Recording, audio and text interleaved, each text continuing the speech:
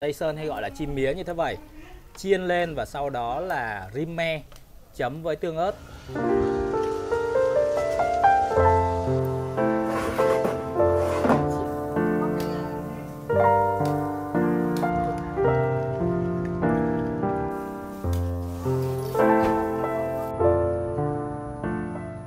Chào tất cả các bạn, và ngày hôm nay thì mình có mặt tại huyện Tây Sơn, tỉnh Bình Định, và mình sẽ vào một hộ gia đình nổi tiếng về xôi chim mía, một đặc sản ở huyện Tây Sơn, tỉnh Bình Định, để mình thưởng thức món chim mía trứ danh. Rất là tiếc ngày hôm nay thì cái chú đi soi chim, chú đang đi soi ở một cánh đồng rất là xa, cách đây rất là xa, thành ra không có mặt ở nhà. Tuy nhiên thì khi mình vào thì may quá vẫn còn chim mía và có cả chim lớn nữa. Thì mình sẽ giới thiệu cái món đặc sản chim mía của vùng đất Tây Sơn, Bình Định cho tất cả các bạn. Và các bạn có dịp nào đi du lịch Quy Nhơn, ghé lên Tây Sơn, Bình Định, cách thành phố Quy Nhơn chỉ khoảng tầm 40 cây thôi, và thưởng thức đặc sản chim mía, một đặc sản trứ danh của vùng đất Tây Sơn, Bình Định.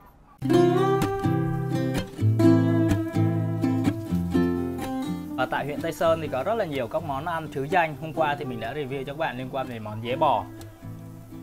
Ồ, khói quá các bạn ạ. Và ngày hôm nay thì đối với ở địa phương này có một món nữa mà mình nghĩ là rất là đặc trưng ở vùng này, đó chính là chim mía. Thực ra chim mía ở đây là những cái con chim ri nhỏ như vậy này các bạn ạ. Và vì sao chim mía thì mình biết rằng là ở cái vùng này trước đây thì trồng rất là nhiều mía. Và khi trồng mía như vậy thì có những cái con chim ri rất là bé như thế vậy, nó vào trong cái vùng này để nó làm tổ, và cũng như là nó vào ngủ đấy, và người dân sẽ vây lưới xung quanh và để bắt được những cái con chim như thế vậy, và sau đó về thì chế biến ra thành những cái món mồi nhậu khá là nổi tiếng ở vùng Tây Sơn. Bên cạnh đó thì những cái con chim này thì người dân ở đây còn bắt cả những con chim lớn hơn. Đây là những cái con chim lớn hơn này, thì người ta sẽ cắt nó ra và sau đấy là sẽ tẩm ướp để nướng lên như thế vậy. Thì hiện tại thì mình đã có mặt tại một cái gia đình chuyên nổi tiếng về cái nghề đi soi chim mía. Trước đây thì người ta bắt chim mía ở trong mía, tuy nhiên thì bây giờ người ta không còn trồng mía nhiều như ngày xưa, thì có một cái nghề đó chính là đi soi chim. Nhưng mà bây giờ chim mía người ta không soi ở trong rẫy mía nữa, mà người ta soi ở trong cái ruộng lúa. Và ở đây thì ruộng lúa xung quanh khu vực này thì cũng không đủ chim, thành ra là người ta phải đi soi rất là xa, khoảng tầm được 100, 200, thậm chí là hơn 300 cây, lên tận Gia Lai, rồi Đắk Lắk, Phú Yên, Khánh Hòa, Quảng Ngãi để đi soi những cái con chim như thế vậy. Và theo như mình biết thì là để bắt được những con chim như vậy rất là vất vả, bởi vì người dân ở đây họ phải đi từ buổi chiều, đi xe khoảng vài chục cây cho đến vài trăm cây đấy. Nếu như đi vài trăm cây thì người ta đến tận cái khu vực đó, người ta thuê trọ, người ta ở lại luôn. Còn nếu như những cái ruộng mà cách Tây Sơn này khoảng vài chục cây thì chiều người ta sẽ đi, và đến tối người ta sẽ đi soi những cái con chim như thế này. Tuy nhiên ở đây thì phải đến mùa chúng ta mới có chim thôi, bởi vì không phải quanh năm lúc nào cũng có chim như thế vậy, phải đúng cái mùa lúa.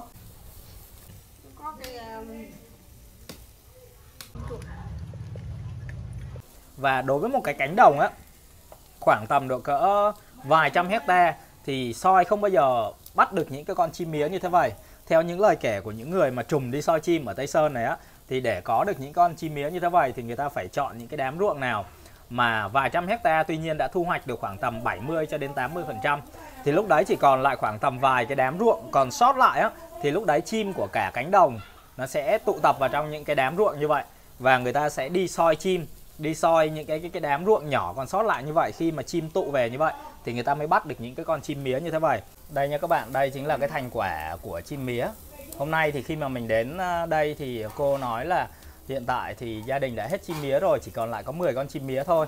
Và đa phần ở đây thì bây giờ là còn những cái con chim nó lớn như thế vậy này các bạn ạ. Tuy nhiên thì ngày hôm nay thì mình sẽ thưởng thức cả 10 con chim mía nhỏ này, là những cái con chim ri mà mình kể với các bạn Và ngoài ra thì có những con chim lớn như thế vậy. Mình thì mình thích ăn chim mía hơn, bởi vì là chim mía này nó nhỏ, tuy nhiên là nó có một cái là xương nó rất là giòn, và khi ăn thì chấm với như thế vậy. Đối với giá thành thì những người dân ở đây người ta đi soi chim mía về thì sẽ bán lại cho những nhà hàng ở đây với giá khoảng tầm từ 3.000 đến 5.000, 3.000 đến 5.000 một cái con chim mía như thế vậy. Và những nhà hàng ở đây thì người ta sẽ chế biến và sau đấy thì sẽ bán lại cho khách thì sẽ với giá cao hơn, tất nhiên rồi phải chế biến nữa. Thì một con chim này các bạn vào nhà hàng ăn thì sẽ giá cao hơn cái giá 3.000 đến 5.000 rất là nhiều, thường thì khoảng tầm 10.000 một con. Đây là chim mía chấm với tương này các bạn. Xương của nó rất là nhỏ thôi.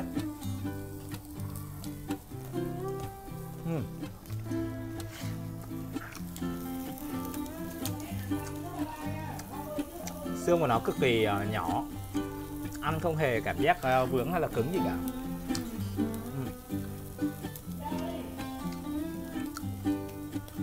Thịt của nó rất là mềm và nó có vị thơm và ngọt. Cái thịt của nó ngọt hậu cộng với lại cái vị cay cay se se của ớt và cái vị chua của me, rất là tuyệt vời. Đúng là nếu những cái con chim này là con chim rất là sạch, bởi vì đây là những con chim tự nhiên, không có nuôi, không phải là chim nuôi.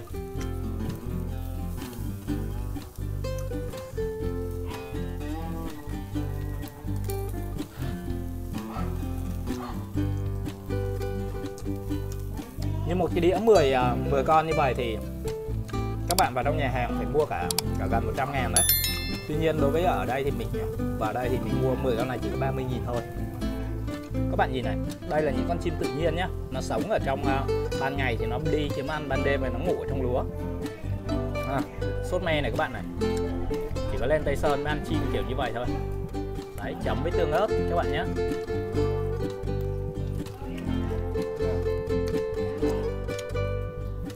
Phía đằng sau này các bạn nghe có những cái tiếng âm thanh ấy, thì đằng sau này có một cái võ đường ở huyện Tây Sơn, và hiện tại bên đó đang đấu đài. Thành ra là la hét rất là to. Ở đây là vùng đất võ, thành ra là đất võ Tây Sơn Bình Định, thành ra xung quanh đây rất là nhiều lò võ. Rất là ngọt. Hiện tại thì ở đây những cái con chim này đang được bán, những người dân đi soi về và bán với giá là từ 3.000 đến 5.000 một con trên nhà hàng. Và đối với nhà hàng thì mình nghĩ là phải bán với giá khoảng 10.000 một con người ta mới lời được.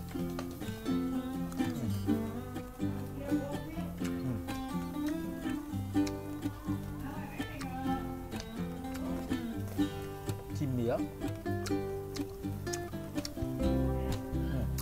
tuyệt vời. Chim mía ở đây thì không phải là lúc nào cũng có chim, bởi vì đa phần ở đây thì phải đến mùa người ta mới đi soi được.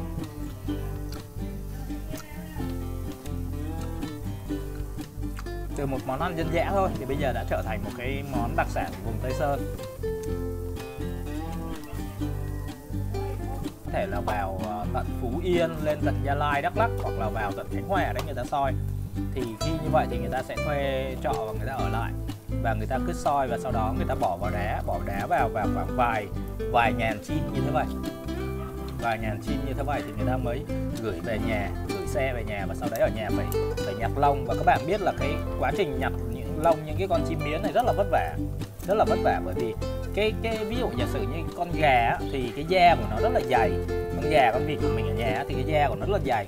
Tuy nhiên đối với những con chim mía nhỏ như thế vậy này thì cái da của nó rất là mỏng, thành ra mình không thể nào mà xối nước sôi đi để mà quay hay là có một cái công cụ gì cả, bởi vì lúc đấy nó sẽ bị tái con chim. Thành ra tất cả mọi thứ khi gửi về thì ở nhà sẽ phải nhổ lông bằng tay. Ví dụ như ở đây thì đến mùa là chim gửi về rất là nhiều, thì thành ra người ta nhổ và đến nỗi mà cái tay bị đau, bị những cái khóe này bị sưng lên bởi vì bị nhổ cái lông chim bằng thủ công á, rất là vất vả. Đấy, thì người ta một đêm mình có hỏi chú là bây giờ như đi vậy thì một đêm được khoảng bao nhiêu, thì chú cũng có chia sẻ với mình rằng là tùy đêm nhiều đêm ít, hoặc là tùy những cánh đồng như thế nào đó, thì kỷ lục lắm thì ví dụ đêm được khoảng tầm 800 cho đến 1.000 con chim. Tức là nếu như mà từ 800 đến 1.000 con chim gọi là kỷ lục á, kỷ lục mà gọi là được nhiều lắm thì mới được như vậy, còn không thì một đêm khoảng tầm 200 con đến 300 con. Tuy nhiên muốn như vậy thì người ta phải ban ngày người ta phải đi từng cái cánh đồng, người ta tìm những cánh đồng nào như lúc nãy mình nói với các bạn đó, là cả một cái cánh đồng rộng như vậy thì sẽ không có.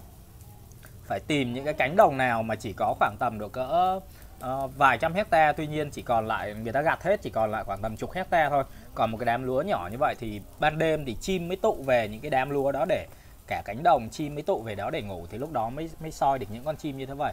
Và các bạn có để ý thấy cái nút like clip ở phía dưới không ạ? Các bạn hãy ủng hộ Tuấn Bình Định bằng cách like video clip này để YouTube tăng cái đề xuất video. Cùng với đó là các bạn nào mà chưa đăng ký thì hãy đăng ký kênh YouTube của Tuấn Bình Định để không bỏ lỡ các clip thú vị.